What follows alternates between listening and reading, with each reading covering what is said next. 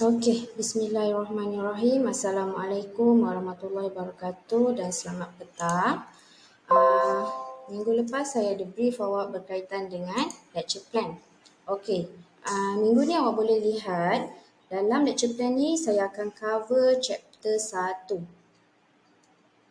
Okey, saya akan cover chapter 1 berkaitan dengan introduction lah. Biasa pengenalan berkaitan dengan sains bahan. Okey, dalam ni kita akan lihat secara general apa itu sains bahan, apa kaitannya dengan dunia kejuruteraan ni, apa kaitannya dengan dunia kejuruteraan. Kemudian kita akan lihat jenis-jenis bahan yang ada, yang asas, bahan yang asas kita boleh lihat. Dan yang terakhir kita nak tengok macam mana bahan-bahan ni digunakan dalam teknologi yang kita semakin maju ni. Kita nak tengok advanced material. Maknanya material yang kita dapat ni kita nak olah dia supaya kita boleh variasikan dia. Okey, suara saya boleh jelas dengar tak? Jelas ya? Okey. Saya masuk dekat awak punya slide. Okey, dalam slide ni awak boleh lihat lah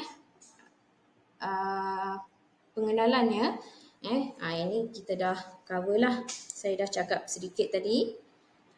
Kita akan tengok apa itu materials and engineering. Apa dia punya perkaitan. Macam mana jalan ceritanya. Macam mana boleh kita menghubung-kaitkan engineering dengan bahan. Apa yang kita nak study sebenarnya. Yang ni material science and engineering. Kita nak tengok material science ni berkaitan apa, engineering berkaitan apa dan macam mana dia boleh bergabung dan membuat kita boleh guna pakai dalam kita punya kehidupan seharian. Okey, lepas tu kita akan tengok jenis-jenis bahan yang ada. Bahan-bahan yang orang kata dia bahan yang terhasil secara semula jadi. Maknanya bukan bahan yang kita dah olah. Kita nak tengok secara general, grupnya ada yang macam mana. Kemudian daripada yang bahan yang terhasil secara semula jadi ni, maknanya bahan-bahan yang kita lombong. Contoh metal. Metal macam-macam lah awak lombong. Kita gali, kita cari. Kita dapat bukanlah terus terhasil dalam bentuk rod, bukanlah terhasil dalam bentuk bongkah. Biasa kita gali macam awak tengoklah batu-batu tu, kita bentukkan, kita rupakan, kita proses dia supaya kita boleh guna pakai untuk kita jadikan dia sesuatu objek ataupun sesuatu bahan yang kita boleh guna. Maknanya dia ada manfaat kepada kita.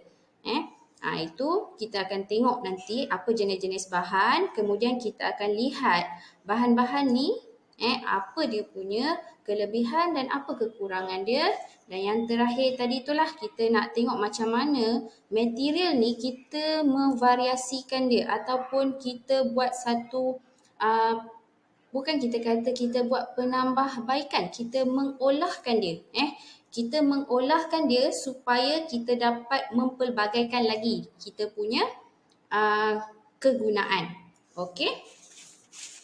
Hari ni saya ada pegang kehadiran, jadi saya boleh sebut nama seorang-seorang. Nanti saya boleh tanya, ready lah. Kena ready sebab subjek teori ni bila dengar je lama-lama takut tertidur. Jadi nanti saya panggil, awak respon lah apa yang saya tanya dekat awak nanti. Okey.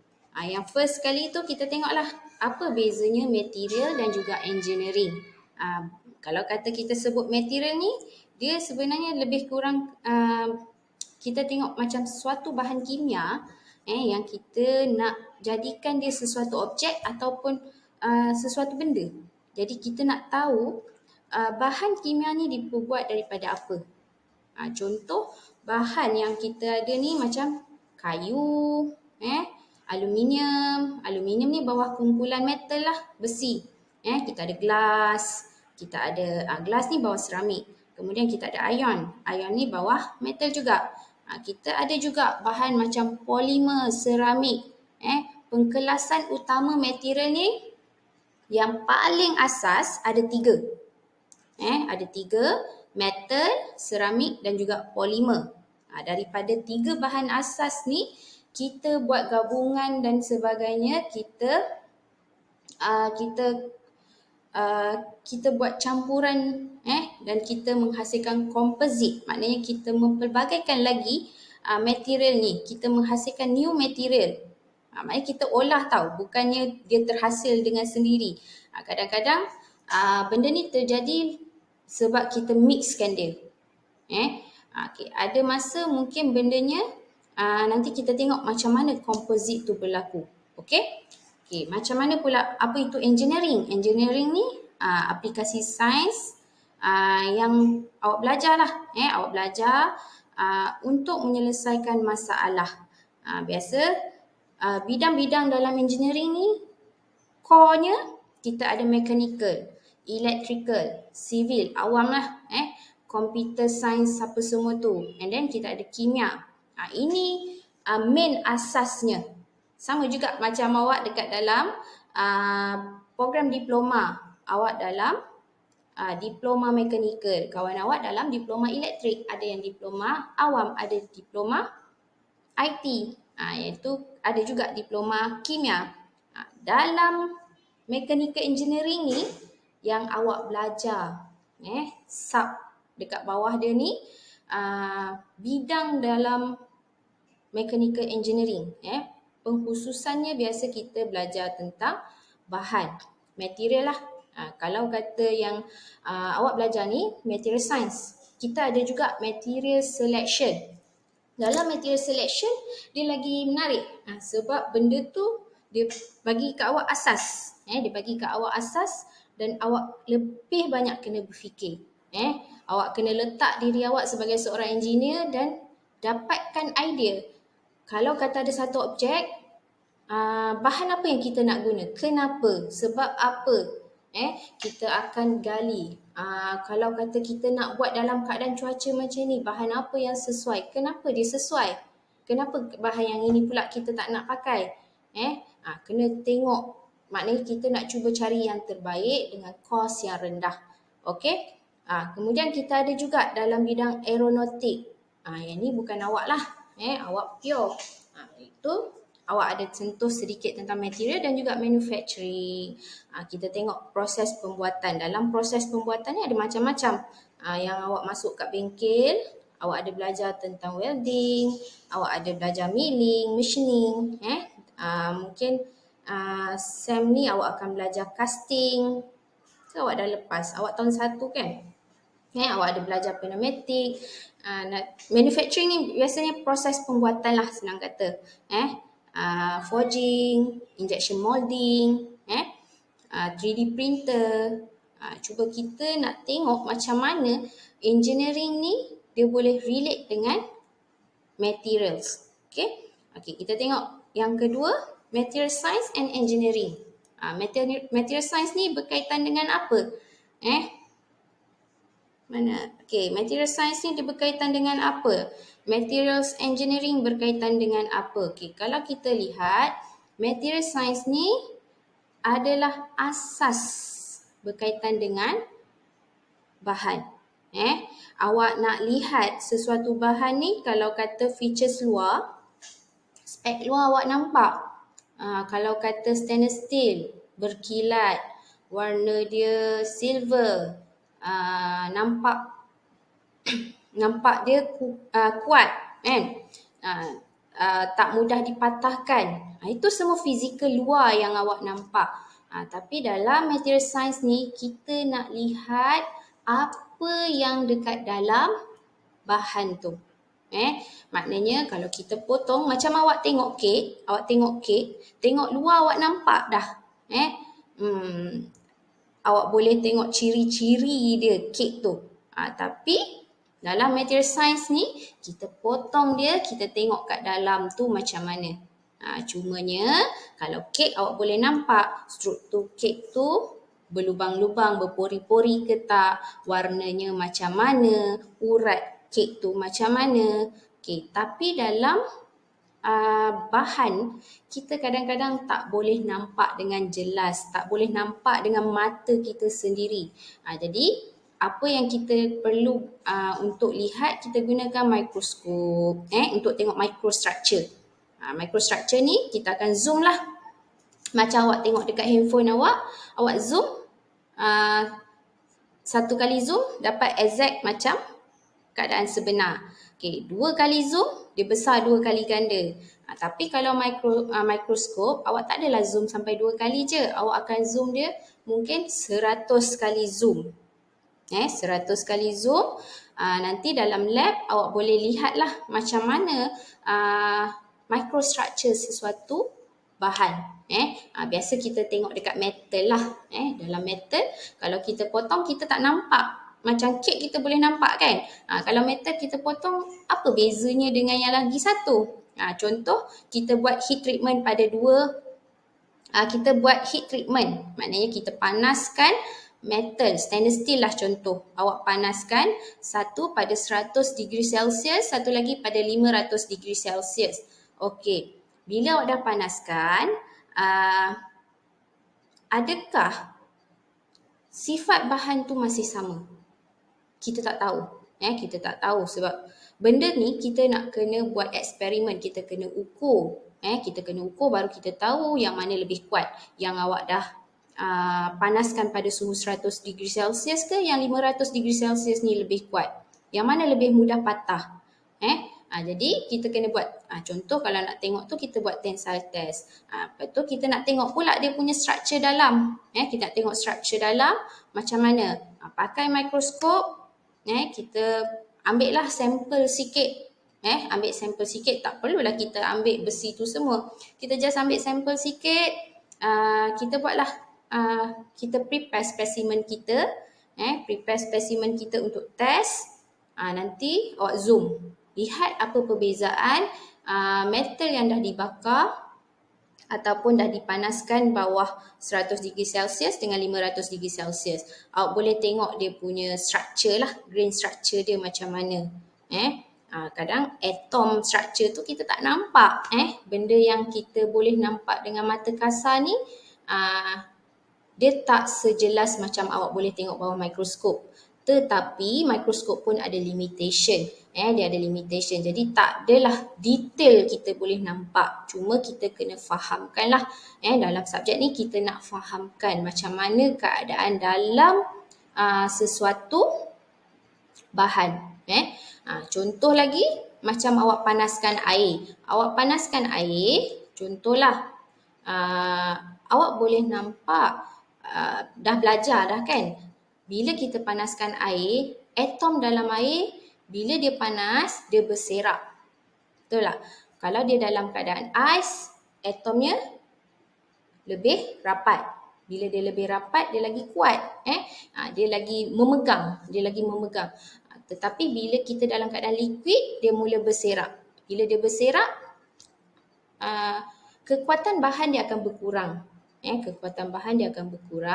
Okay. Once kita dah biarkan bahan kita untuk sejuk balik, maknanya dia akan mengalami proses solidification. Maknanya dia akan keras balik jadi solid. Okay, bila dia jadi solid balik, adakah keadaan bahan tu masih seperti first sebelum dia dibakar ataupun sebelum dia dipanaskan? Kebarangkalian properties dia dah berubah. Mungkin dia lebih lemah daripada sebelum tu. Jadi benda-benda macam ni kita tak boleh cakap secara orang kata secara teori kita boleh, tapi untuk mengukuhkan lagi apa yang kita nak kata, kita kena buat testing, kita kena buat eksperimen untuk buktikan okey, yang ini sebelum dia punya strength 90 kilonewton. Lepas kita dah panaskan, dia beku balik, kita buat testing, dia dah jadi 85 kilonewton. Maknanya strength dia berkurang. Jadi adalah faktor-faktornya yang mana nanti kita akan discuss dekat setiap chapter. Okay? Yang ini kita tengok pula material engineering, apply knowledge of material. Maknanya yang tadi kita tengok dalam bahan tu. Kalau dalam material engineering ni, kita lihat teknik ataupun proses material tu terhasil. Ada macam-macam lah.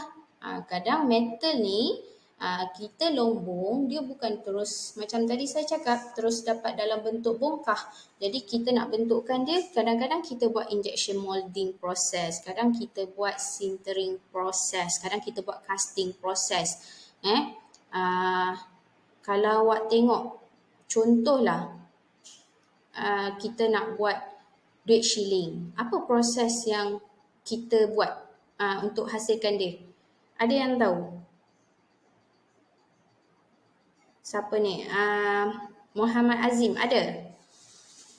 Apa proses yang kita guna untuk hasilkan duit shilling? Kena ni, apa tu, kena leburkan timah dulu. Kita leburkan timah. Lepas tu apa nama dia punya proses? Forging. Okey, kawan awak ada yang tahu? Dia kita pakai forging. Kita pakai forging. Nanti awak boleh tengoklah macam mana proses membentuk pisau. Kalau kata metal ni dia banyak relate dengan casting, injection molding, forging. Benda-benda tu je. Proses untuk membentuk dia. Okey. Kemudian create a new product using existing material. Maknanya material yang ada tu kita membentuk. Kita membentuk dia supaya dia terhasil suatu produk dan produk ni kita boleh guna pakai.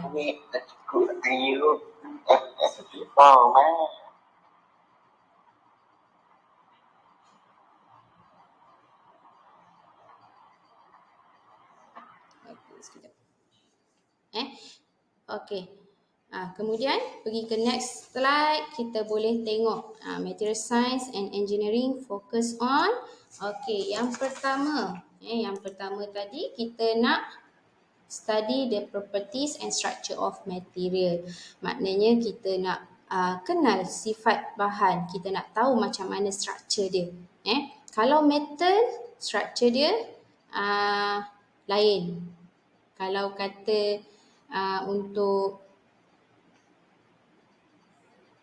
seramik bentuknya lain. Awak ada belajar kalau kata dalam atomic structure, kita ada belajar tentang simple cubic. Simple cubic dia hanya ada satu je material yang berbentuk simple cubic atom ni. Dia punya atomic structure. Dia dalam metal. Nanti kita tengok dekat chapter 2 apa satu-satunya bahan yang mempunyai structure simple cubic. Okay, kemudian kita lihat pula kita ada BCC, body centered cubic. Yang itu ada macam-macam lah. Last kita ada simple face centered cubic. Kita ada juga HCP. Ada macam-macam rupa sebenarnya. Yang asas untuk awak diploma kita just sentuh 4 saja. Kita tengok simple cubic, BCC, FCC, HCP sahaja. Okey. Yang kedua kita nak creating new and better materials. Maknanya kita mengolah macam awak masak makanan, orang dah buat nasi goreng, kadang-kadang awak rasa kurang masin. Yang ini kurang manis. Jadi apa yang kita buat? Tambah kicap. Sama juga dengan awak punya bahan.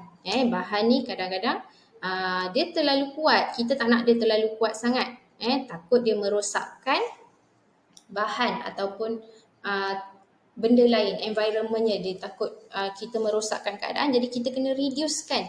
Dia punya kekuatan. Jadi macam mana tekniknya? Jadi kita memvariasikan. Mungkin kita olah material tu supaya dia kurang kuat. Kurang kuat, jadi kita hasilkan satu komposit baru.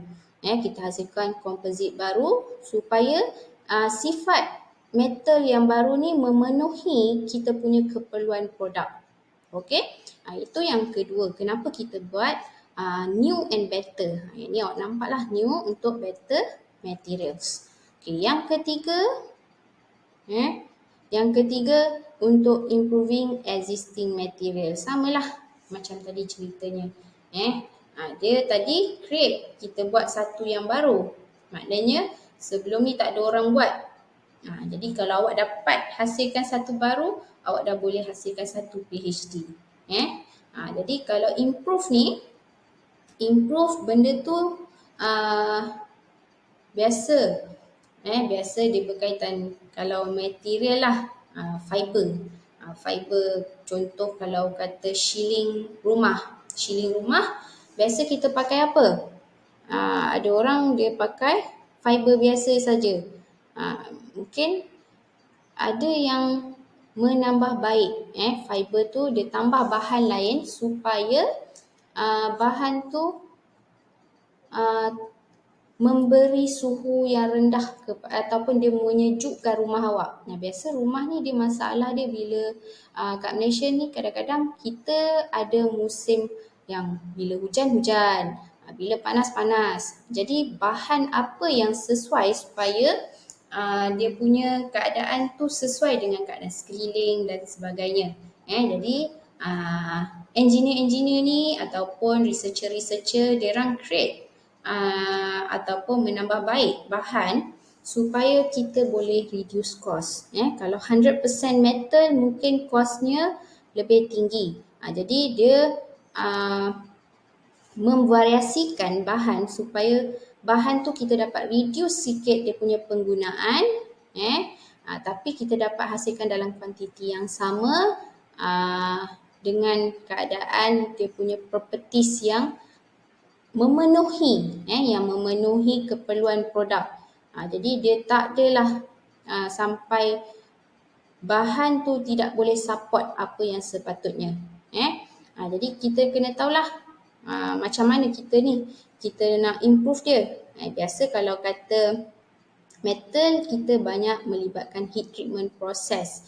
Heat treatment process ni dia jadikan sesuatu metal ni jadi alloy. Jadi apa yang kita ubah tu kita mesti ada aim. Maknanya kita macam awak nak beli laptop ke, awak nak beli apa-apa pun, awak mesti dah ada spek awak. Awak dah ada kriteria awak. Jadi kita dah tahu benda tu kita nak macam mana, kita boleh olah dia supaya jadi apa yang kita nak. Itu bahan. Bahan dia memang dah tetap tapi kita boleh olah dia. Okey. Lepas tu cara pembuatan ataupun komposisi kimia. Yang ini kita improve lah. Mungkin dia daripada keadaan yang solid tadi, mungkin dia sepenuhnya copper. Dia 100% copper. Tapi ada masa-masa kita memvariasikan ataupun kita mengurangkan penggunaan copper ni 80 copper, 20 nikel. Maknanya 20% kandungan dia tu adalah nikel. Apa tujuan kita buat macam tu? Kita tengok balik pada keperluan produk kita. Okey, yang keempat, selecting appropriate material for a wide range of application. Yang ini kita belajar, benda ni dia membantu kita untuk memilih bahan yang sesuai dengan aplikasi kita lah. Contoh awak boleh tengok revolusi, tayar. Kalau kata dulu tayar, zaman-zaman dulu orang pakai batu. Pada pakai batu dia variasi pergi ke kayu, dia ubah. Dia nampak okey, kalau pakai batu ni dia kuat, tapi masalah dia ni bila dia memberatkan kenderaan. Dia memberatkan kenderaan. Ni contohlah kalau awak banyak tengok kartun ke zaman-zaman dulu punya penciptaan kenderaan, awak boleh nampak perubahan dari zaman dulu hingga zaman sekarang macam mana. Macam mana. Okey, nanti daripada batu tu, dia nak lagi ringan pakai kayu. Bila dah pakai kayu, apa pula masalah dia? Bila melalui jalan yang berliku-liku, sama juga macam batu. Awak dah lonjak-lonjak, tak sedap, kenderaan rasa tak berapa nak best. Jadi kayu pun jangka hayat tak lama. Jadi engineer ni fikirkan satu yang evolusi yang barulah. Dia gunakan getah, pakai tayar getah pula. Pakai tayar ada getah, ada bunga-bunga, jadi dia tak mudah tergelincir. Kemudian bila guna getah dia ada effect bounce, jadi dia memberi keselesaan. Itu adalah nanti berkaitan dengan suspension apa semua, tapi secara ideanya macam tu. Jenis getah pun ada jenis spek-spek dia pula.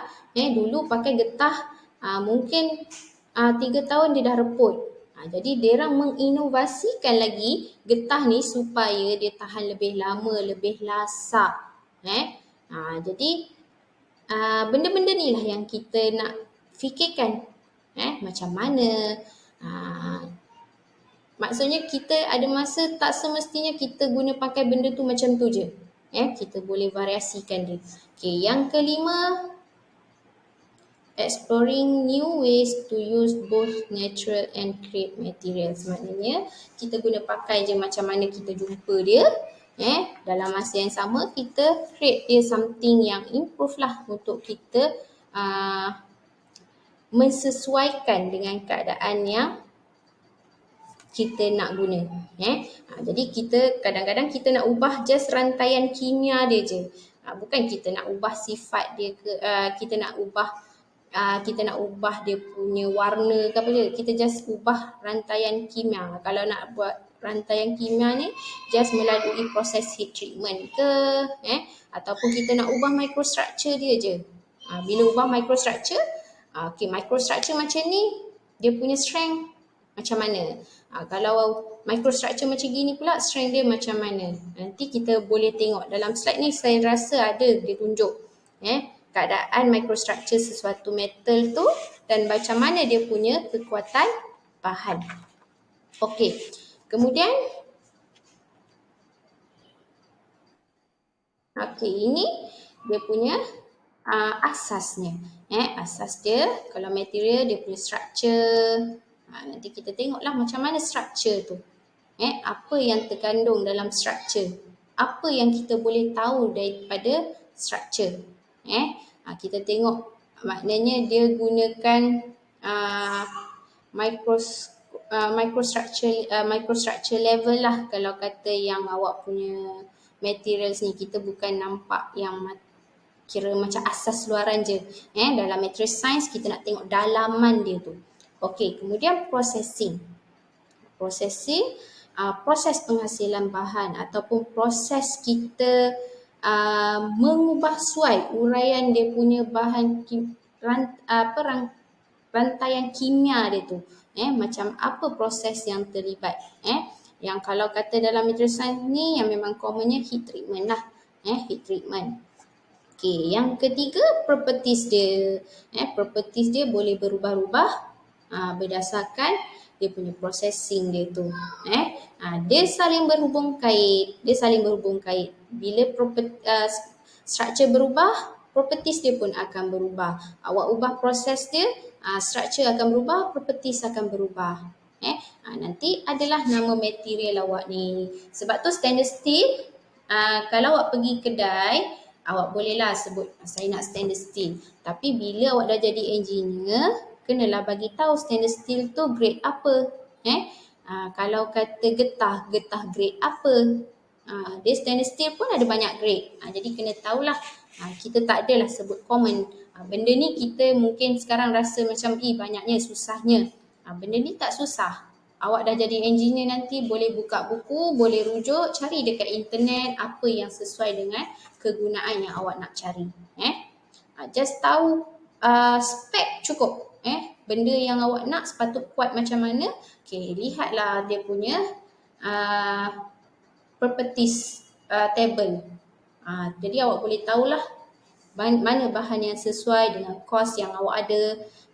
Benda tu mudah kalau kata kita faham asas ni. Okey. Ini pun sama juga.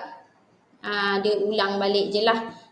Daripada processing ni dia akan membentuk structure sesuatu bahan, dan structure sesuatu bahan tu kita boleh check properties dia dan juga dia punya performance. Benda ni semua kita kena evaluate. Macam mana kita nak evaluate tadi, kita buat testing lah.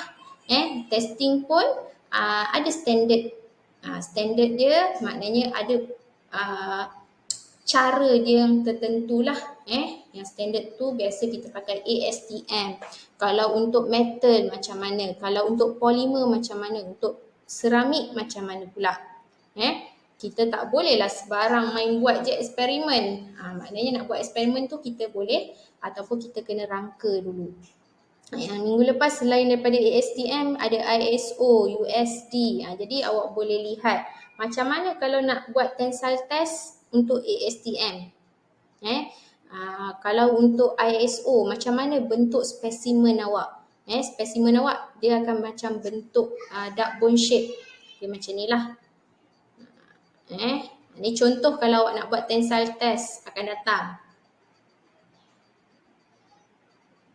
Duck bone shape, dog bone shape, bentuk macam tulang. Nanti awak akan clamp dia dekat sini. Awak clamp, maknanya awak pegang awak punya metal ke polimer ke. Kalau ISO saiz dia kecil. Itu je beza dia sebenarnya, saiz ukuran awak punya spesimen. Ni spesimen awak. Kalau kata metal, bentuk dia lain sikit lah. Compare polimer, cara awak buat awak punya spesimen. Nanti awak akan tarik. Maknanya awak tarik sebelah atas, awak tarik belah bawah. Yang ini dia akan terputus. Cara dia putus tu lah yang akan menentukan bahan awak ductile ke brittle. Yang itu nanti saya rasa lab pepejal awak ada belajar. Okey. Ni structure tadi. Apa yang awak tengok dalam structure? Awak nak tengok atomic structure ni awak tak boleh tengok lah dengan mata kasar, just awak tahu. Awak tahu. Kalau kata simple cubic, apa metal yang ada bentuk simple cubic? Kalau kata untuk base center cubic, apa jenis-jenis metal yang ada base center cubic? Face center cubic, apa pula jenis metal yang ada face center cubic? Benda-benda tu sebenarnya dalam teori semua dah ada. Just awak kena nanti awak boleh rujuk lah. Kalau kata aluminium, BCC ke, FCC ke, kita boleh tengok. Okey, kemudian dia punya crystallization. Crystallization ni biasanya proses solidification awak lah, daripada liquid nak jadi ke solid. Macam mana dia crystallizekan awak punya benda tu. Crystallize maknanya daripada solid liquid. Dia kalau kata air awak boleh nampak.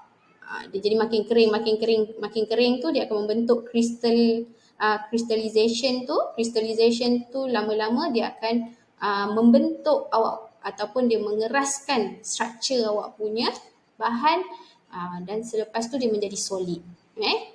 Kemudian grain. Ni semua awak boleh tengok guna bawah mikroskop. Yang ni engineer composite punya woven fiber. Yang ini semua awak boleh tengok bawah mikroskop. Cuma kena tahulah berapa banyak kali awak nak kena zoom. Okay? Ini kalau kata structure.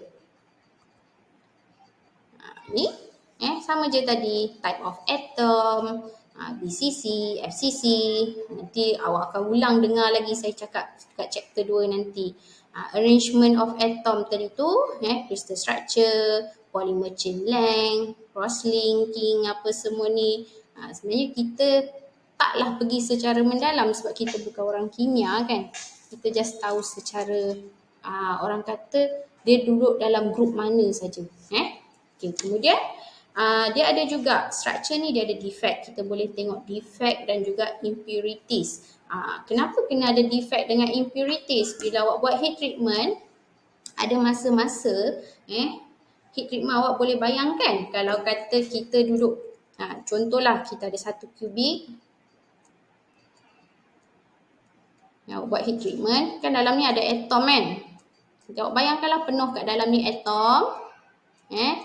Defect tu macam mana? Okay, defect tu katalah atom awak penuh-penuh ni tiba-tiba dekat satu ruang. Dekat dalam satu ruang ni dia hilang. Dia hilang. Atom awak hilang. Hilang pergi mana? Dah pergi mana tu? Jadi masa dia punya proses membentuk ataupun proses heat treatment, salah satu atom awak hilang. Dia ada defect. Defect ni mungkin membantu ataupun menyebabkan awak boleh dapat sifat bahan yang awak nak. Awak lemahkan dia sikit. Macam itulah contoh. Defect ni ada macam-macam. Kalau dekat metal, dia ada vacancy defect, dia ada self intercession. Kalau kata untuk seramik, dia ada Schottky dengan Frankel defect. Imperfection tu ada macam-macam jenis. Kalau kata untuk seramik, dia berkaitan dengan ion lah. Cation dengan anion. Dia punya kehilangan ataupun ion awak terlari sikit. Gitu je. Dan impurities ni berkaitan dengan alloy lah, campuran dua metal. Campuran dua metal, copper contoh paling senang lah yang memang awak common jumpa. Copper awak, dia 100% mungkin akan menghasilkan material properties sekian-sekian. Jadi awak punya aim, awak nak hasilkan mechanical properties A. Jadi macam mana kita nak dapatkan mechanical properties macam ni?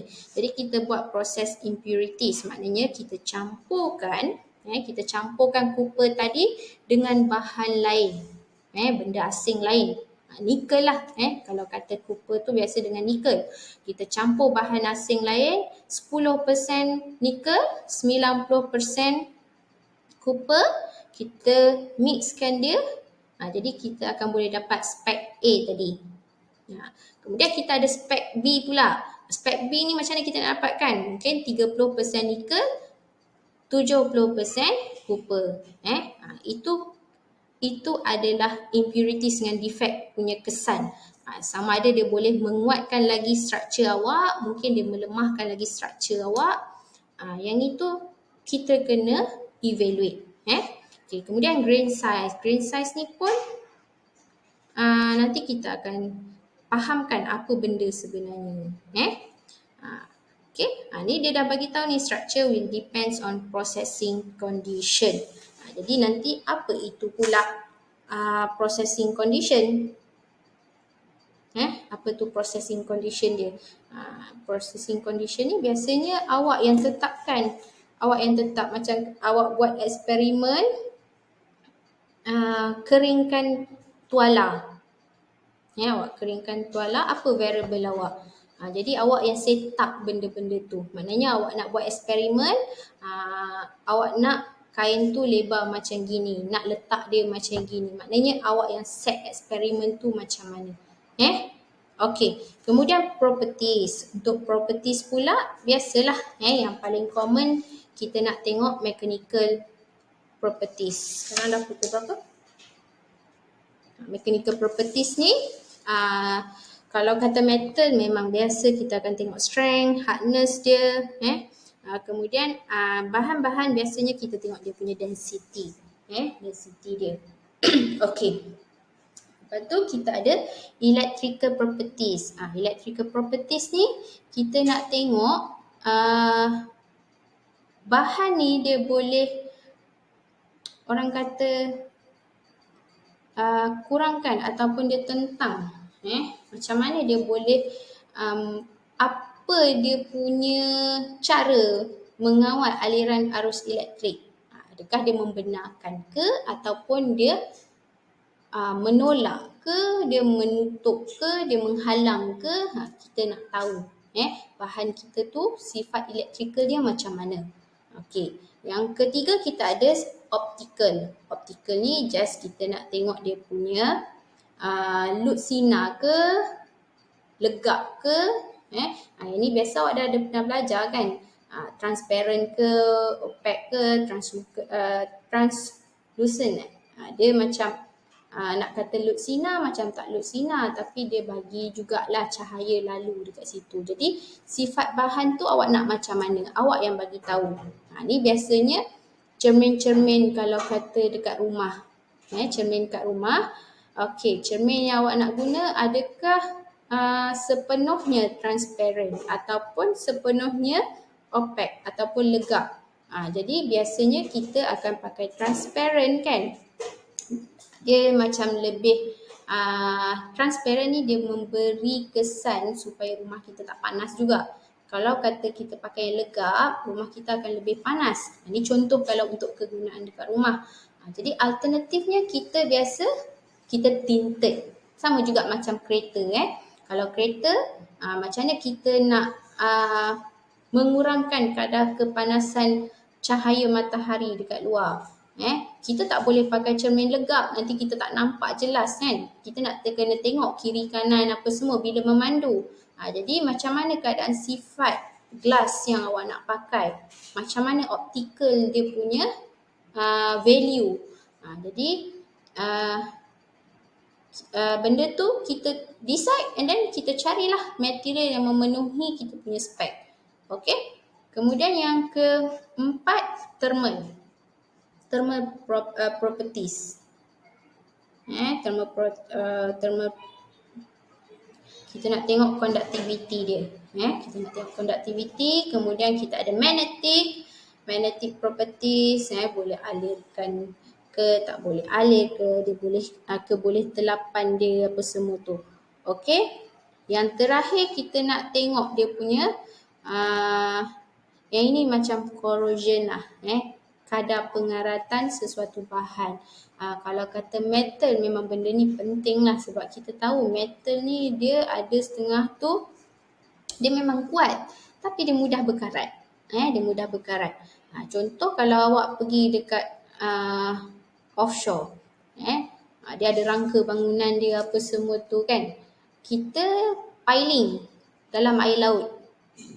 Besi yang awak piling dalam air laut dengan besi yang awak piling dalam tanah, sifat dia tak bolehlah sama sebabnya air laut ni dia menghakis dan boleh mengaratkan besi. Jadi jenis besi macam mana yang kita nak pakai? Kalau pakai yang 100% takkan karat, kos tinggi. Jadi macam mana kaedah ataupun teknik yang boleh kita cure benda ni ataupun kita boleh kawal benda ni Ni properties. Dan yang terakhir, ni dia nak terangkan tadilah. Ini mechanical, macam mana brass. Brass ni awak boleh tengok dia punya change in microstructure. Awak boleh nampak figure yang pertama dan juga figure yang kedua. Tapi saya pun tak pasti. CD tu benda ni kadang-kadang kita kena study lebih lah Kita kena study lebih. Untuk brass awak, contohlah dia kata aniline temperature, maknanya makin bertambah suhu temperature awak degree Celsius ni makin meningkat ke arah sinilah. Okey, ke arah sini awak boleh lihat tensile strength dia. Ni awak boleh tengok secara general je lah kita bercerita. Tensile strength dia temperature makin bertambah, tensile strength awak makin berkurang. Maknanya kekuatan bahan awak tu makin berkurang. Okay, ductility dia pula macam mana? Ductility dia semakin temperature tu bertambah, ductility dia akan makin bertambah. Macam mana kita tahu? Kita buat test. Kita buat test. Jadi yang ini pula grain structure awak. Grain structure dia awak boleh tengok. Masa suhu rendah, structure awak macam gini. Bila awak panas-panaskan, grain structure dia makin apa? Membesar dia punya bentuk rekahan tu. Jadi bila dia makin membesar tu, apa yang jadi? Strength dia akan berkurang lah. Benda tu saling ada relationship-nya. Jadi bila awak tengok jadual ataupun graf ke apa ke, kita just boleh baca macam tu lah. Kita boleh baca dia macam tu. Jadi kat sini ada ductility dia, tensile strength. Jadi awak boleh study dan fahamkan dengan keadaan bila awak baca. Ada graf, ada garisan, kita boleh faham. Ni ada gambar rajah. pun sebenarnya kalau awak memang duduk dalam bidang ni, awak boleh tahu yang figure pertama ni apa keadaan, figure yang kedua ni apa keadaan dia. Okay, yang ni electrical. Kalau electrical dia kata adding impurities atom to copper increase resistivity dia. Maknanya awak boleh nampak lah kat situ. Kalau pure copper ni, yang bawah sekali pure copper,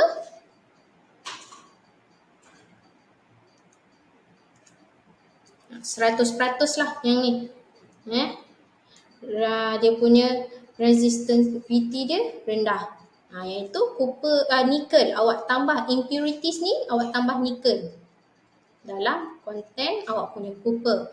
Jadi bila dia dah tambah, maknanya copper ni makin berkurang lah. Dia 100%, berapa persen copper tambah dengan berapa persen nikel akan jadi 100%. Makin tinggi dia punya impurities, awak punya resistivity ni pun makin bertambah. Itu dia punya kaedah membaca awak punya graf. Jadi awak tahu maklumat ni, jadi fikirkanlah alternatif awak nak dia punya resistivity ni macam mana. Jadi berapa, temperature dia berapa, akan hasilkan berapa keadaan. Setiap satu campuran tu dia ada dia punya table masing-masing. Benda tu semua orang dah study dah, awak tinggal apply dan guna je dia punya graph. Cuma kalau kata awak ada buat new materials, awak kena check balik lah. Yang tu kalau kata dia punya spek sama, awak boleh guna pakai dia punya graph tadi. Okey, yang ini pula untuk thermal. Space shuttle tiles. Silica fiber insulation offer low heat conduction. Yang ni awak pun dah pernah tengok kan, space shuttle ni biasa kita nak buat tengok dia boleh ulang alik daripada bumi pergi ke ISS.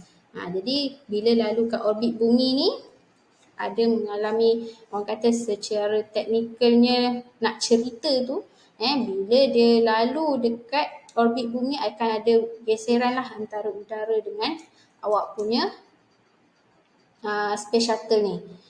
Jadi bila dia punya bergeseran tu suhu dia panas, suhu dia meningkat tinggi. Jadi kalau kata kita biarkan, apa yang boleh berlaku? Jadi mungkin awak punya space shuttle ni boleh rosak, boleh berlaku kebocoran, boleh macam-macam possibility mungkin boleh berlaku.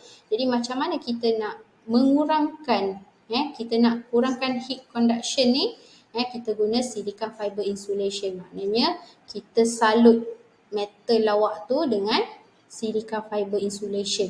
Jadi dia boleh mengurangkan ataupun mungkin dia menyerap ke haba tu. Jadi dia boleh survivekan lah awak punya metal ataupun rangka structure space shuttle ni. Sama juga kalau awak tengok disc brake. Disc brake, kereta lumba dengan kereta biasa kita. Kalau kereta biasa kita, disc brake kita pakai besi biasa je. Tapi kalau kata untuk kereta lumba, kita pakai seramik. Sebab apa? Sebab kereta lumba ni dia laju, tak macam awak. Awak bawa pun biasa 120, 140 laju kan. Jadi mungkin awak bawa 80, 60 macam gitu je. Kereta lumba ni dia tak ada nampak angka 1 kat depan tu dah. Bila dah tak nampak tu, ada masa-masa kenderaan awak mungkin perlu brake tiba-tiba. Bila brake tiba-tiba ni, dia boleh menyebabkan geseran kat disc brake awak. Suhu dia boleh jadi sangat panas, dia boleh merosakkan awak punya disc brake. Jadi dia buat guna seramik ni dia ada sifat yang boleh counter apa yang kita nak. Kita punya requirement pada sesuatu produk ni, kita nak pastikan bila kita brake tiba-tiba ke, dia boleh survive.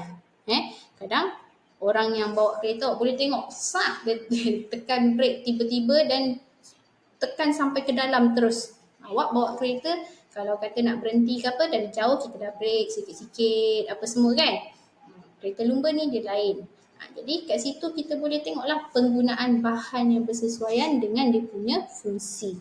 Ni thermal conductivity ni pun untuk Cooper lah. Memang biasa contoh memang dia nak ambil banyak sangat Cooper. Cooper ni penggunaan dia mungkin bahan dia lebih murah dan mudah didapati.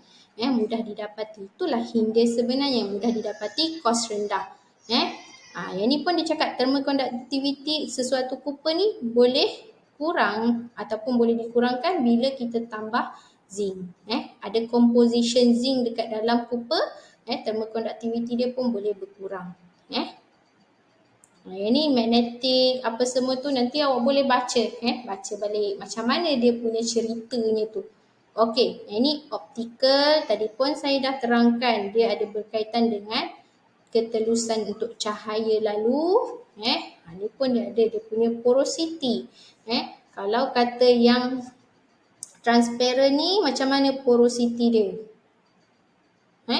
Kalau kata yang polycrystal ni dia tak legap sangat. Dia masih benarkan cahaya lalu. Dia low porosity. Maknanya awak punya tu macam dia nak menghalang cahaya tapi dia bagi juga cahaya. Kalau kata polycrystal ni dia legap, high porosity lah. Benda atom tu macam dekat-dekat je. Jadi cahaya nak lalu pun tak boleh. Benda tu legap. Dia macam seolah-olah dia macam solid tapi sebenarnya bukan solid lah. Ceritanya benda ni sama-sama solid tapi dalam keadaan porosity tu kita nak cerita dia, gambaran dia macam awak ada atom yang dekat-dekat. Jadi tak boleh nak lalu dah. Orang nak menyelit tak boleh, cahaya nak selit tak boleh. Okey.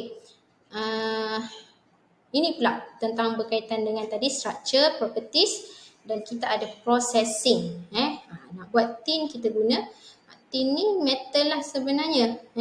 Kita guna drawing. Ni teknik proses. Nama dia drawing. Nanti awak search tengok apa nama proses drawing. Biasa sebut machining awak tahu kan, lathe, milling, welding. Ni drawing. 3D printer, 3D printing. Nanti tengoklah macam mana. Tengok dekat YouTube. Awak nampak gambaran. Kalau baca teori kadang-kadang kita macam terpinga-pinga benda tu macam mana. Ni proses sintering. Proses sintering ni pun awak boleh nampak. Ferrum ni daripada satu-satu dia punya atom, tapi bila awak buat proses sintering, dia boleh melekat antara satu sama lain dan dia menguatkan lagi ikatan ataupun keukuhan antara satu sama lain. Seolah-olah macam kalau yang atas tu sebelum proses sintering awak jalan just belaga bahu je. Yang kalau awak dah buat proses sintering, awak berjalan sambil dah pegang tangan. Dah pegang tangan. Orang nak lalu kat celah tu pun tak boleh dah. Awak dah kuat dah. Ikatan antara satu sama lain tu dia dah kuat. Okey, seterusnya kita ada injection molding. Yang ini injection molding ni biasalah kita ada filamennya ke apa ke, kita panaskan, kita bentukkanlah bentuk yang kita nak. Biasa dia adalah mold. Ada mold, dia lebih kurang macam awak buat casting apa semua. Cuma kalau kata casting awak buat tuangan, awak tuang mold, kira awak tuang molten metal kat dalam awak punya mold. Ini dia terus awak inject, proses tu secara inject membentuk masuk ke dalam mold. Tengok YouTube je, buka YouTube, semua benda awak boleh nampak. Oh macam ni lah injection molding, oh macam ni lah forging. Kena belajar-belajarlah tengok sebab dekat lab ataupun bengkel awak kita tak cover semua. Tapi at least bila kita dah biasa dengar, kita tengok macam mana proses, kita boleh bayangkan. Macam lathe dengan milling pun ada setengah orang dia tak boleh nak imagine lathe ni macam mana. Milling ni macam mana. Kalau lathe dia turning process. Dia berputar mata alat awak tu.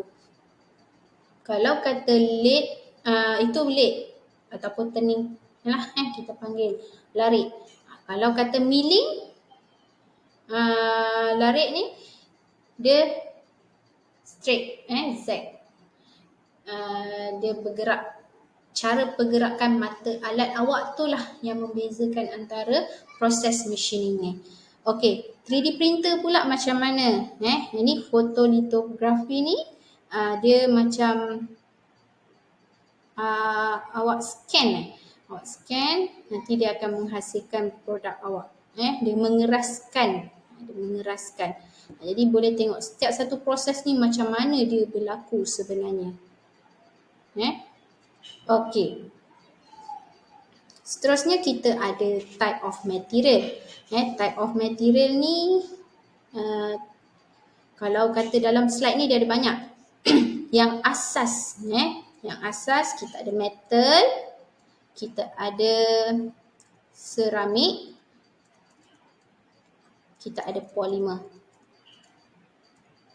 Ini yang asas lah. Orang kata macam awak tengok warna. Warna asas ada merah, kuning, biru. Merah, kuning, biru kita campur. Biru campur dengan kuning jadi hijau. Sama juga metal campur polimer nanti dia akan ada nama komposit dia. Seramik campur dengan metal akan ada nama komposit dia juga. Itu bila ada campuran tu kita dah namakan dia komposit. Yang mana main akan jadi dia punya nama depan lah. Okey. Type of material yang pertama iaitu metal, besi. Besi ni kita ada dua jenis sebenarnya, ferrous dengan non-ferrous. Nanti cuba saya panggil lah ni, siapa? Siti Alia. Siti Alia ada? Apa beza ferrous dengan non-ferrous? Ya? Siti Alia Kristina ada?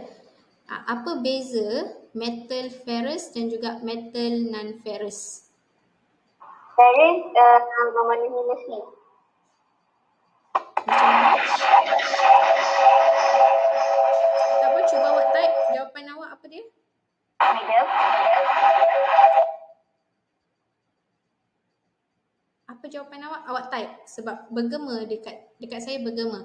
Okey, sambil-sambil kawan awak menaip tu kita tengok pula.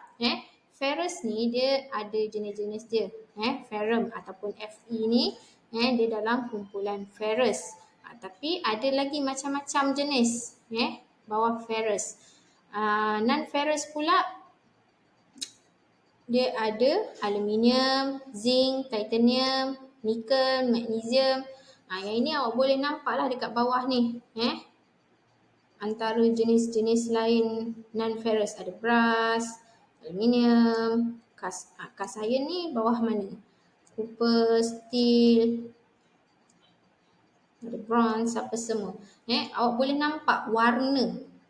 Warna perbezaan ni secara fizikal luar je. Secara fizikal luar kita boleh nampak.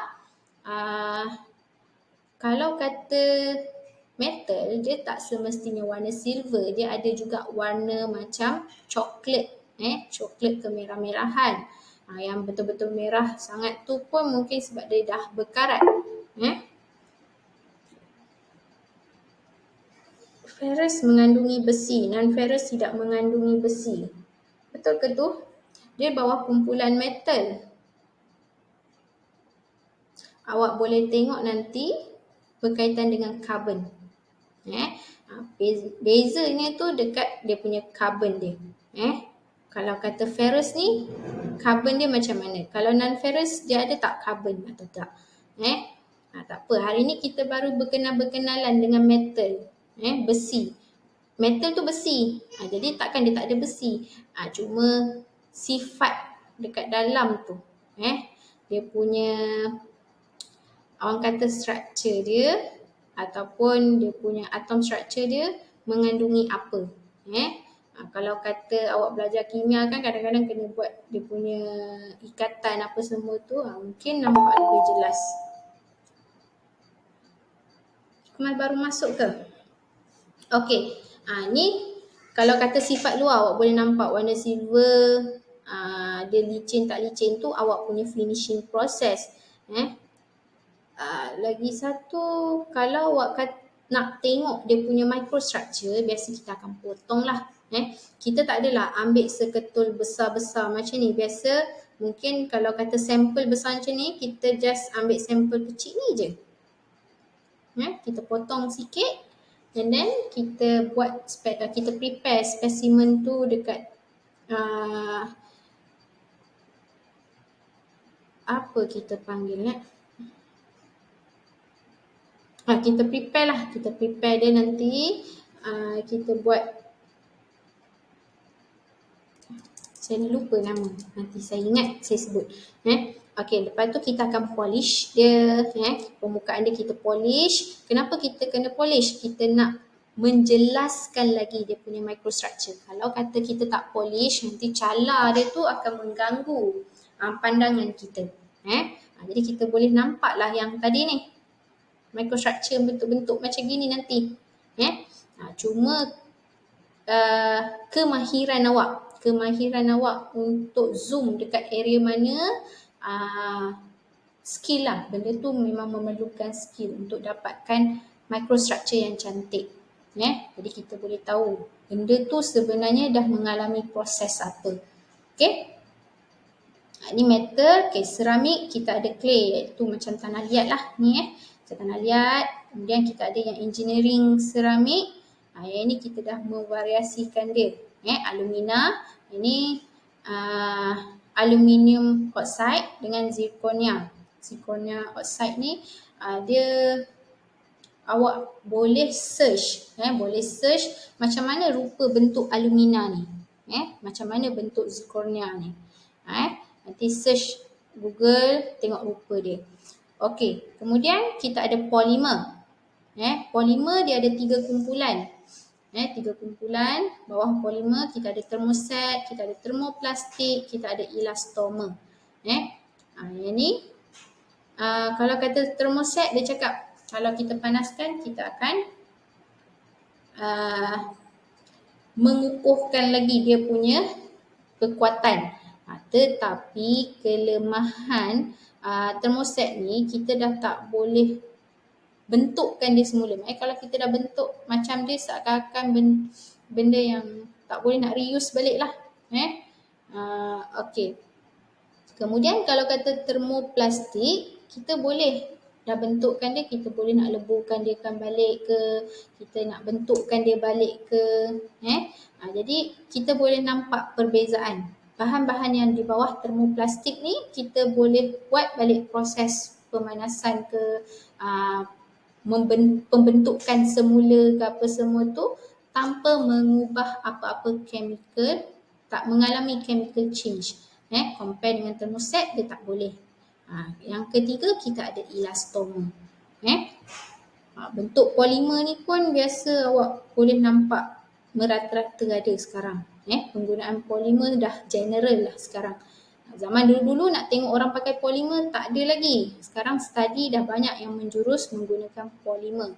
Sebab apa? Bahan polimer ni ringan, mudah dapat, kos dia lebih rendah. Kemudian kita boleh, ada setengah-setengah polimer kita boleh reuse balik. Maknanya kita boleh recycle dia balik dan guna semula. Ini antara kebaikan-kebaikan bahan-bahan ni lah. Cuma kalau kata thermoset dah tak ada lah. Okey. Kemudian yang tadi 3 yang asas. Ni dia ada tambahan material. Kita buat pengkelasan electronic material. Electronic material ni kita guna dekat electrical industries. Bahan-bahan yang kecil-kecil tu, dia nak kena respons dekat, dia tak boleh nak pakai bahan yang macam biasa. Yang ini kita boleh tengok lah, dia macam gallium nitride, dia benda bahan-bahan yang semiconductor. Ni boleh tengok lah dalam LED. Okay. Yang lain, kalau awak tengok dekat dalam slide yang ada satu tu saya bagi, dia ada listkan juga thin film semiconductor dengan superconductor. Bahan-bahan bawah elektronik material. Okey, kemudian kita ada komposit. Yang ini saya kata tadi, 3 bahan utama. Kita punya metal, seramik dan juga polimer. kita boleh hasilkan satu campuran. Yang mana campuran ni kita akan namakan dia sebagai komposit. Tengoklah mana yang dominan. Dominan dia akan jadilah metal matrix composite. Kalau kata seramik yang dominan, seramik matrix composite. Kalau polimer yang dominan, dia polimer matrix composite. Jadi awak boleh tengok. Kalau yang ini, kalau kata yang ini, kawasan ni, ni material, material yang dah campur antara metal dengan seramik sahaja. Kalau yang ini pula seramik campur dengan polimer sahaja. Ni metal campur dengan polimer. Awak tengoklah kawasan yang bertindih-bertindih tu adalah campuran antara satu sama lain. Ada yang material dia campur ketiga-tiga bahan utama ni, metal, seramik dan juga polimer. Macam mana kaedah campuran? Awak boleh tengok dekat gambar rajah contoh bawah ni lah. Ada macam-macam juga. Kalau kata metal jenis graphite, dia boleh dapat dalam bentuk serbuk. Dalam bentuk serbuk kita gabunglah dengan bahan polimer. Apa tujuan kita masukkan graphite dekat polimer? Kita nak guna polimer ni dia boleh alihkan arus elektrik. Contohlah. Contoh. Jadi kat situ asas dia macam ni lah. Satu bahan sebagai bahan tambahan dan ada satu bahan utama kita akan campuran ni kita akan namakan dia komposit. Ni secara general. Tapi kalau nama dia betul-betul adalah dia punya namanya tu. Kita namakanlah, kalau kata yang mencipta tu dia akan namakan, mungkin awak nak letak nama awak pun boleh. Kalau kata polimer ni dia macam-macam nama ada kan, bawah kumpulan yang 3 lagi tu awak boleh jumpa PLA, ABS, tu kalau nak sebut namanya tu complicated. Tapi kalau kata kita dah biasa, kita tahulah benda tu untuk apa. Okey, kemudian yang keberapa ni? Yang kelima, kumpulan utama. Tadi 5, yang ni kumpulan yang keenam. Biomaterial. Kalau biomaterial ni biasa benda yang kita nak guna dekat tubuh badan manusia. Okey, kalau awak nak pakai metal, besi, kita tak boleh suka-suka. Macam saya dah cakap lah, awak nak masukkan besi dekat support awak punya tulang. Chemical reaction boleh berlaku. Dalam badan kita ada darah, kita ada cecair dan sebagainya. Jadi metal ni kadang-kadang dia mudah berkarat. Jadi bahan yang macam mana yang sesuai? Awak boleh tengok. Contoh paling dekat lah contact lens. Apa jenis contact lens tu? Apa nama dia tu? Dia glass ke? Dia silikon ke? Silikon tu dalam bawah kumpulan siapa? Dia bawah kumpulan siapa tu? Nanti kita boleh tengok bawah-bawah tu, okay, macam mana dia sebenarnya daripada bawah kumpulan apa. Yang biasa buat, yang pernah pakai braces, awak pun tahu.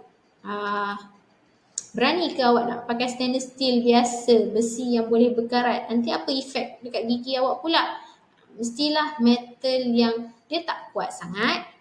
Takkan kita nak dia terbentuk kan dekat gigi kita. Jadi kita tak nak benda-benda tu berlaku. Kemudian ada rawatan akar. Rawatan akar maknanya akar gigi awak buang, awak ganti lain. Titanium boleh. Titanium mahal. Jadi macam kalau kata awak nak pakai, memang kosnya beribu. Jadi janganlah kata nak kos rendah awak pakai material yang tak elok. Gigi ni kalau boleh kita elakkan jangan cabut. Sebab apa? Once awak dah cabut, struktur muka awak akan berubah. Gigi awak akan bergerak. Benda tu akan menyebabkan awak sakit, apa semua tu. Jadi kalau boleh dari sekarang ni jagalah kebersihan gigi, jaga kesihatan gigi. Benda-benda tu nampak tak penting, macam tak penting tapi sebenarnya penting. Sekarang awak muda lagi tak rasa. Okay, lepas tu hearing aid. Macam mana? telinga adalah kawasan yang sensitif. Kuman apa semua, senang berlaku jangkitan bakteria. Jadi bahan apa yang sesuai, yang antibakteria ke, apa dia punya tu. Heart valve. Ni biasa orang dah operate jantung, ganti jantung baru. Jadi tengok apa material yang digunakan. Benda ni sebenarnya seronok. Cuma kita nak tunjuk satu-satu, masa tu tak mengizinkan. Nanti mungkin satu hari kita boleh buka, tengok macam mana mouse yang rawatan akar tu, macam mana dia punya besi tu dia ganti, bahan apa. Seronok-seronok daripada awak buka tengok benda yang awak tak faham ke apa benda ni, buka je YouTube. Once awak ni nampak benda ni sebenarnya menarik. Ini pengkelasan tadilah. Yang asas utamanya metal, polimer dan juga seramik. Yang mana campuran adalah komposit. Okey. Ini metal tadi ada ferrous dan juga non-ferrous alloy. Okey. Kalau kata polimer, kita ada termoplastik, kita ada thermoset dan juga elastomer. Ini ada beza tadi kan, thermoset dia punya polimer kita tak boleh nak reheat balik compare dengan termoplastik. Dia pengkelasan ni pun ada sebabnya. Dia ciri-ciri macam ni duduk dekat bawah kumpulan apa, ciri-ciri macam ni pula duduk dekat bawah kumpulan macam mana. Kalau kata yang seramik pula, yang tradisional tadi tu ada clay, brick, porcelain. Porcelain ni banyak orang buat pinggan mangkuk, patung. Tu ada glass. Yang teknikal tadi tu pun samalah macam dengan yang engineering tadi tu, nanti awak boleh tengok balik. Aluminium oxide dan sebagainya. Yang terakhir komposit. Komposit tadi gabungan antara metal, polimer dan juga seramik. Mungkin 2 gabungan ataupun lebih daripada 2 gabungan material. Mungkin dia ada aluminium, magnesium, PP. Macam gitu. Dia tak semestinya metal, polimer, seramik. Mungkin boleh jadi ada 2 jenis metal, 1 jenis polimer. Jadi kita tengok balik, kita nampak metal pertama ada sifat macam ni, metal kedua ada sifat macam ni, polimer ada sifat macam ni. Dia boleh menghasilkan material baru. Jadi dia buatlah mix material baru, hasilkan material baru yang memenuhi keperluan dan kehendak kita. Kemudian ini tadi competition material ataupun comparison lah, senang kata kan. Kalau kata metal, dia punya bonding, metallic. Kalau kata polimer, covalent dengan secondary. Yang ini awak dah belajar dalam kimia tak salah saya. Kalau seramik dengan glass, ionic covalent. Kemudian kita ada composite. Composite ni mungkin awak tak ada belajar kot. Dia punya bonding various. Nanti kita tengok kalau metallic ni apa jenis-jenis bonding dia. Kemudian microstructure dia awak boleh nampak. Kalau metal dia grain. Grain crystal. Kalau kata polimer, chain molecule. Dia ada dia punya bentuk. Kalau grain tadi kan macam berurat-urat. Kalau kata polimer pula macam mana? Macam DNA sikit kan. Kalau kata seramik, dia ada crystal grain amorphous. Kita tengok benda tu macam mana bentuk dia. Kalau kata composite, matrix and fiber, yang macam contoh saya dah bagi kan tadi, gambar rajah, jadi awak boleh nampak. Dan setiap satu bahan ni dia mempunyai kelebihan dan juga dia punya kelemahan. Contoh kalau kata metal, kita kata dia kuat, stiff. Stiff ni baguslah. Kemudian ductile. Dia juga konduktif, tapi dia ada tahap kelesuan dia. Makna fracture dia. Kalau dah patah dah tak terus fail. Kalau dah patah terus fail. Dia tak macam ada setengah sifat macam kata getah ke apa ke. Dia boleh lentur balik lentur balik bentuk kan, walaupun dia tak bentuk macam asal. Kalau metal dia fail, patah terus collapse, habis. Itu kelemahan dia. Dia punya warning kadang-kadang mungkin tak sampai 1 second benda tu dah fail. Kalau kata polimer pula, low cost, dia cost dia rendah, ringan. Kemudian dia tak berkarat. Compare kalau kata metal, kita nak kata dia resist corrosion pun towards the end dia macam memang akan ada dia punya lifespan dia, memang dia akan tetap dia akan tetap berlaku corrode ni, tetap berlaku pengaratan. Cuma kelemahan polimer ni dia punya strength, stiffness dan dia rendah dan dia mudah creep ataupun macam kita kata rapuh lah, dia rapuh. Okey, kemudian seramik dengan gelas pun lebih kurang lah strong apa semua, cuma kelemahan dia macam kita tengok gelas ke apa, dia mudah retak, retak habis. Dia kadang-kadang macam nampak macam okey, tiba-tiba terkena sikit, terus dia ada titik kelemahan dia tu, point dia.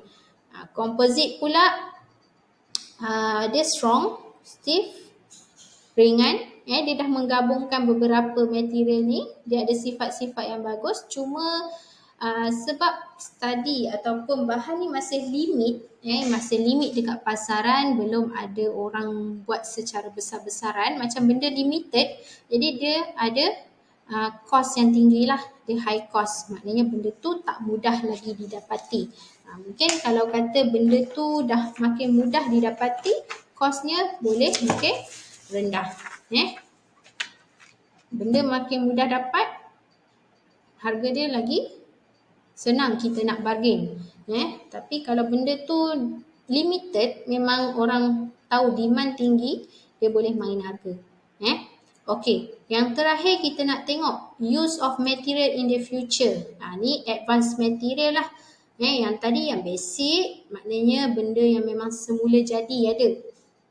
Dia benda yang bukan kita olah atau buat, benda yang dilombong dan sebagainya, benda tu kita advancekan dia, kita hasilkan benda yang boleh memberi manfaat yang kita nak guna.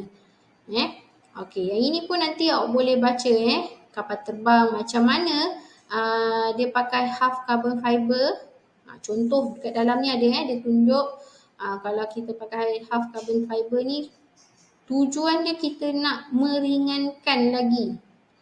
Bila kita meringankan lagi dia punya structure ataupun body, apa kesan dia pada kita punya, macam kapal terbang lah, apa kesan dia? Penggunaan consumption power mungkin lebih berkurang. Compare kalau kata kita pakai benda berat, macam awak bawa kereta, macam mudah awak tengok lori lah, tengok lori.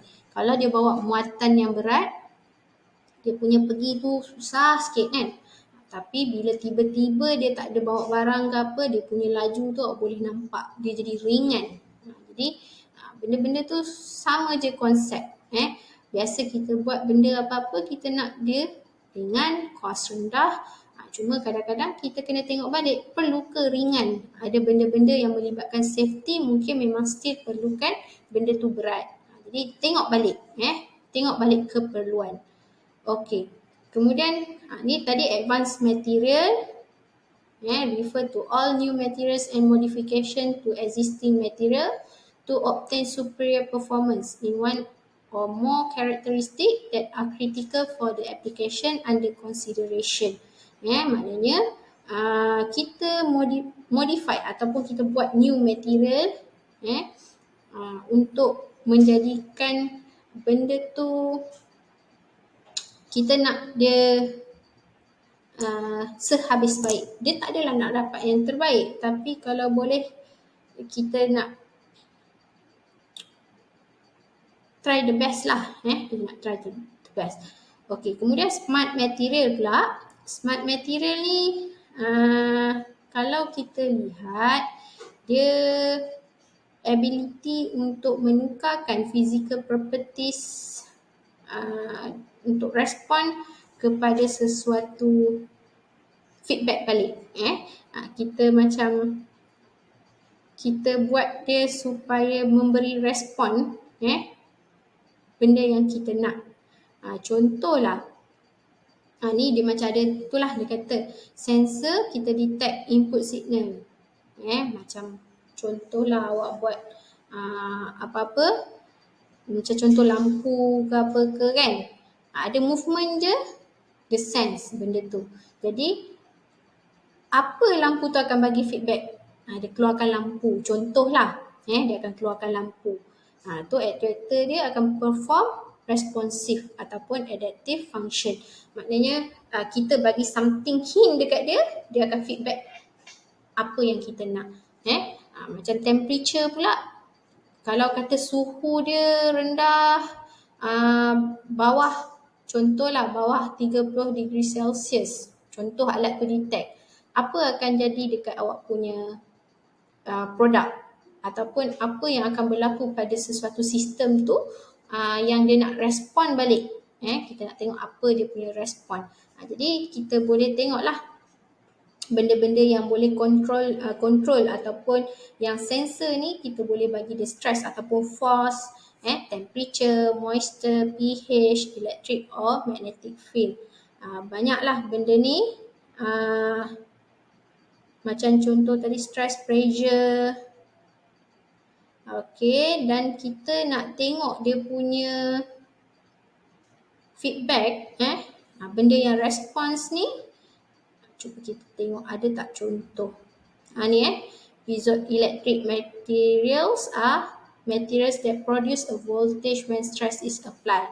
Maknanya kita letak stress dekat dia punya sistem and then dia akan bagi dekat awak voltage. Maknanya dia akan keluarkan arus, dia keluarkan arus elektrik kat awak. Okey. Kemudian kita ada pH sensitive polymer. Dia material that change in volume dimension when the pH of the surrounding medium change. Yang ni kita nanti awak boleh tengoklah macam mana benda tu berfungsi ataupun dia react balik. Okey. Kemudian kita ada thermoelectric materials, ada photomechanicals. Ni change shape under exposure to the light. Okey, yang itu dia seakan-akan macam ni lah Kalau panas sangat, biasa awak tengok spek mata kan, bila dia panas sangat dia boleh bertukar jadi gelap. Itu feedback. Dia biasa gelas lah tu. Gelas tu boleh tukar colour bila kena direct sunlight. Contohlah. Tu tadilah kot photomechanical materials. Dia ada macam-macam lagi. Awak boleh tengok piezoelectric human motion. Dia akan memberi power shoes dengan pacemaker. Ni untuk lari-lari. Okay. Kemudian vehicle vibration. Jadi tire condition monitoring. Apa semua ni nanti boleh tengok. Dia punya kira input dan apa dia punya response dia. Ni tadi ada sebut-sebut apa berlinik jenis material. Ada ke dekat dalam ni kita sebut kataan tu? Ni piezoelectric. Piezoelectric material. Nanti awak boleh tengok contoh macam mana benda tu berlaku. Bahan-bahan ni lah dia menghasilkan voltage.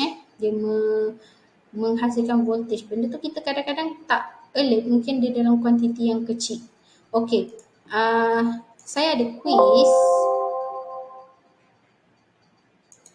Saya ada bagi awak quiz. Yang ni tolong catat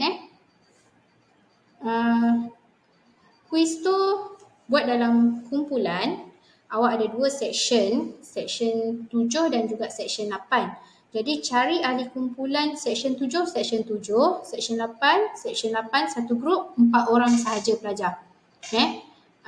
Kalau boleh maksimumkanlah 4 pelajar tu sebab awak setiap satu section ada 28 orang. Kumpulan awak nak decide sendiri ke nak saya yang decide? Decide lah Okey, sekejap saya stop dulu recording.